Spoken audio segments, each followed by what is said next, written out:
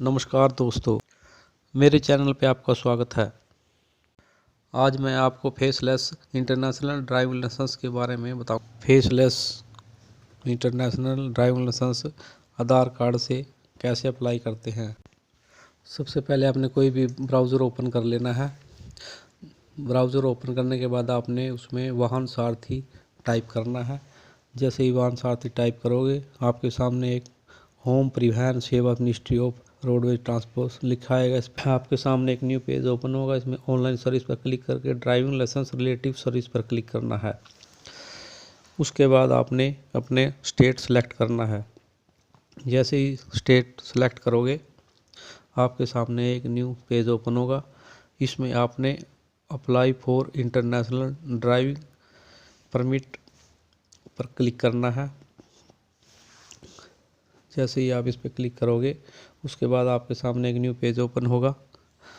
उस पर आपने कंटिन्यू कर देना है। जैसे ही आप कंटिन्यू करोगे, उसके बाद आपसे आपका ड्राइविंग लाइसेंस पूछेगा। अपना ड्राइविंग लाइसेंस एंटर करना है। उसके बाद आपने अपनी डेट ऑफ बर्थ के बाद आपने कैप्चा कोड एंटर करना है। कैप्चा कोड एंटर करने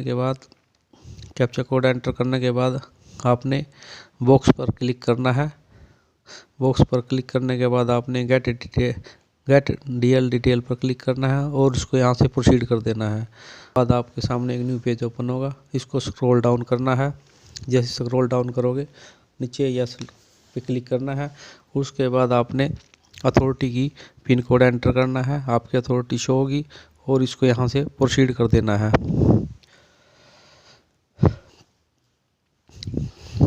दोबारा आपके सामने एक न्यू पेज ओपन होगा। इसको आपने स्क्रॉल डाउन कर देना है।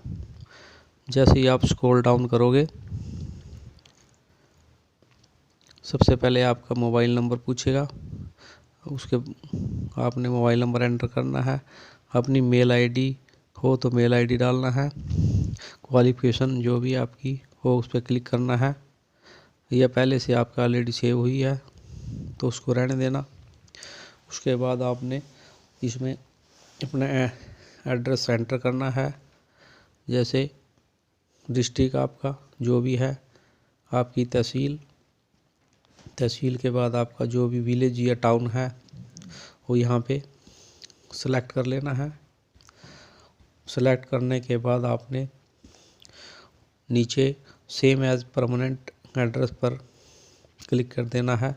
अगर आपका परमानेंट एड्रेस और प्रेजेंट एड्रेस सेम है तो सेम हैज़ पर क्लिक करना है। अगर आपका अलग से है तो उस पर अलग अलग डालना है और इसको एंटर यहाँ से कंफर्म कर देना है। जैसे ही आप इसको कंफर्म करोगे, आपसे आपका सबमिट वाय आधार पूछेगा। भाई आप विदाउट आधार से करोगे या विद आधार से। तो मैं सबमिट वाय आधार से इसको अप्लाई करूँगा और इसको सबमिट कर दूँगा।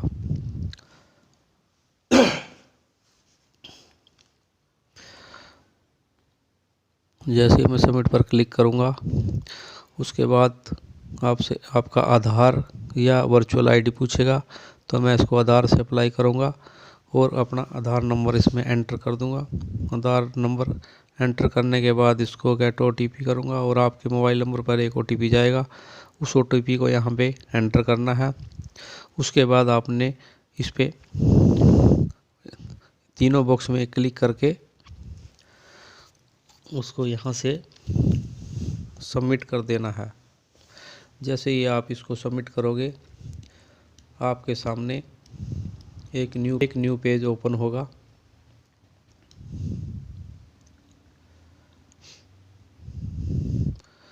और जैसे ही ये न्यू पेज ओपन होगा, इसको आपने यहाँ से प्रोसीड कर देना है।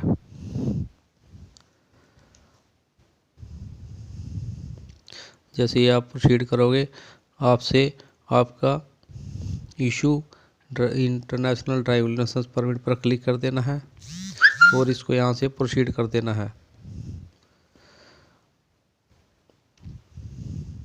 प्रोसीड करने के बाद एक न्यू पेज ओपन होगा। इसमें सबसे पहले आपका बर्थ प्लेस पूछेगा। उसके बाद आप बर्थ कंट्री पूछेगा जहाँ आपका जन्म हुआ है। उसके बाद आपने इसमें अपना पासपोर्ट एंटर करना है और पासपोर्ट की वैलिडिटी एंटर करनी है।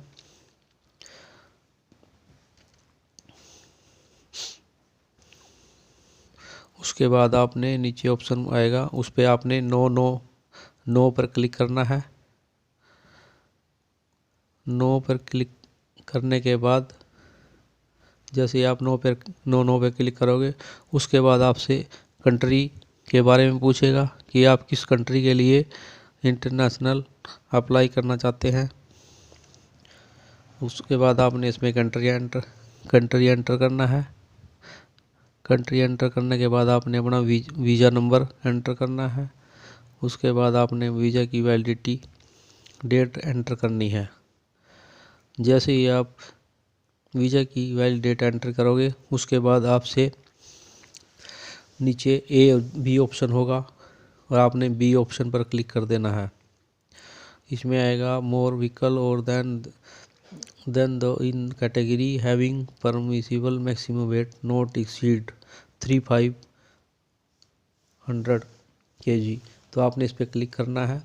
जैसे ही आप इस पर क्लिक करोगे, उसके बाद आपने इसको यहाँ पे कंटिन्यू कर देना है।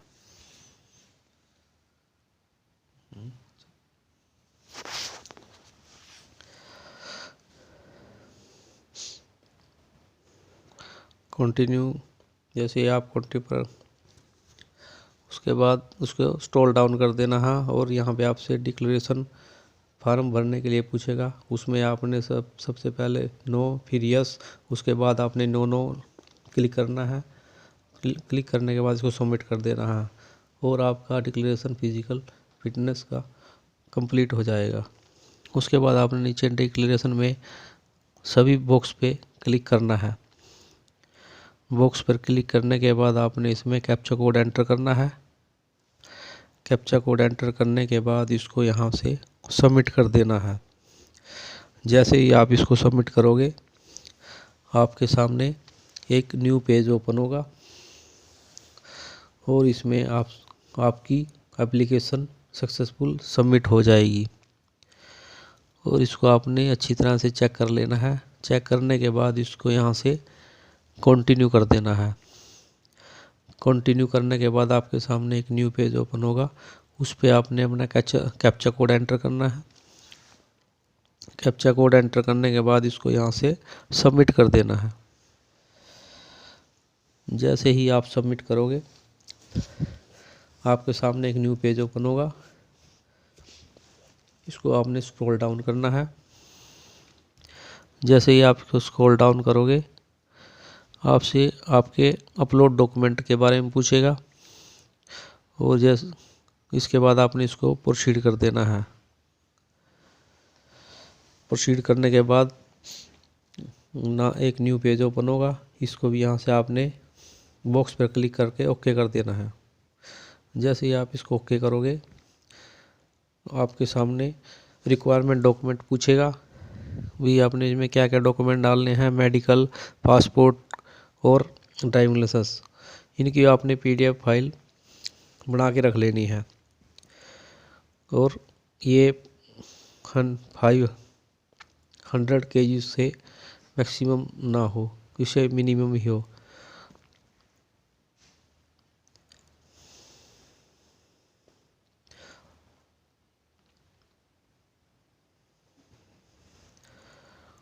मैं सबसे पहले इसमें अपना मेडिकल सर्टिफिकेट अपलोड करूँगा और चूज़ पर फाइल में क्लिक करके इसको यहाँ पे अपना मेडिकल सर्टिफिकेट अपलोड कर दूँगा। जैसे ही यहाँ पे अपलोड पर क्लिक करूँगा, उसके बाद एक कन्फर्म पूछेगा, उसको यहाँ से कन्फर्म कर देना है। कन्फर्म करने के बाद फिर मैं अपना पासपोर्ट यहाँ पे अपलोड करूँगा और चूज़ फाइल करके यहाँ पे उसको यहाँ पे पासपोर्ट को अपलोड कर दूँगा। पासपोर्ट अपलोड करने के बाद फिर उसको कन्फर्म पर क्लिक कर दूँगा। इससे मेरा पासपोर्ट भी अपलोड हो जाएगा। उसके बाद मैं अपना 2 ID और ड्राइविंग लाइसेंस PDF बना के यहाँ पे अपलोड कर दूंगा और चूज़ फाइल पर क्लिक करके अपलोड करके उसको यहाँ पे कन्फर्म कर दूंगा। जैसे ही मैं कंप्लीट डॉक्यूमेंट अपलोड करूँगा तो नीचे स्क्रॉल डाउन करके अपने तीनों डॉक्यूमेंट अच्छी तरह से चेक कर लूँगा और उसके बाद इसको यहाँ से केयरफुली रीड करके नेक्स्ट कर दूँगा। जैसे यहाँ से मैं नेक्स्ट करूँगा एक न्यू पेज ओपन होगा। उसके बाद इसमें कैप्चा कोड एंटर करना है। जैसे ही आप इसको कैप्चा कोड एंटर करोगे उसके बाद आपने इसको सबमिट कर देना है। उसके बाद आपके सामने एक न्यू पेज ओपन होगा। इसको भी आपने स्क्रॉल डाउन कर देना है और इसमें आपसे फ़ी पेमेंट के बारे में पूछेगा। उसके बाद आपने फ़ी पेमेंट पर क्लिक करके इसको भी यहाँ से प्रोसीड कर देना है। जैसे ही आप प्रोसीड करोगे आपकी पेमेंट का प्रोसेस स्टार्ट हो जाएगा। आपने इसमें अपना बैंक गेटवे और ट्रेजरी को सिलेक्ट करना है। जैसे ही आप इसमें अपने गेटवे या बैंक सेलेक्ट करोगे उसके बाद आपसे आपका कैप्चा कोड पूछेगा। उसमें आपने अपना कैप्चा कोड डालना है। कैप्चा कोड डालने के बाद आपने इसको पे नाउ पर क्लिक करना है। जैसे ही आप पे नाउ पे क्लिक करोगे आपकी पेमेंट का प्रोसेस स्टार्ट हो जाएगा।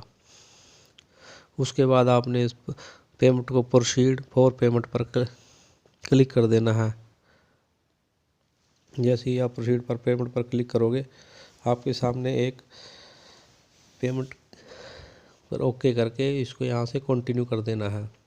कंटिन्यू करने के बाद इसको आपका पेमेंट का प्रोसेस स्टार्ट होगा और उसके बाद आपसे आपके नेट बैंकिंग, डेबिट कार्ड या क्रेडिट के बारे में पूछेगा, जिससे भी आपने पेमेंट काटनी है, कार्ड से काटनी है या नेट बैंकिंग से काटनी है। उसके बाद आपने इसको क्लिक कर देना है। उसमें आपने अपना बैंक सेलेक्ट करना है। उसके बाद आपने क्लिक हेयर और प्रिंट स्लिप पर क्लिक कर देना है। उसके बाद आपने यहाँ पे बॉक्स में क्लिक करके यहाँ पे अपना कैप्चा कोड एंटर करना है। कैप्चा कोड एंटर करने के बाद इसको प्रिंट रिसिप्ट पर क्लिक कर देना है। जैसे ही आप प्रिंट रिसिप्ट पर क्लिक करोगे आपकी पेमेंट की स्लिप डाउनलोड हो जाएगी और इसको आप डाउनलोड करके प्रिंट निकाल लेना है और फाइल के साथ अटैच कर देना है। इसमें आरटीओ दफ्तर कैंडिडेट को जाने की ज़रूरत नहीं है। अगर कोई भी परिवार, उनके फैमिली रिलेटिव कोई भी फाइल जमा करा सकता है। दोस्तों मेरी वीडियो अच्छी लगी है तो लाइक करना और मेरे चैनल को भी सब्सक्राइब करना। धन्यवाद दोस्तों।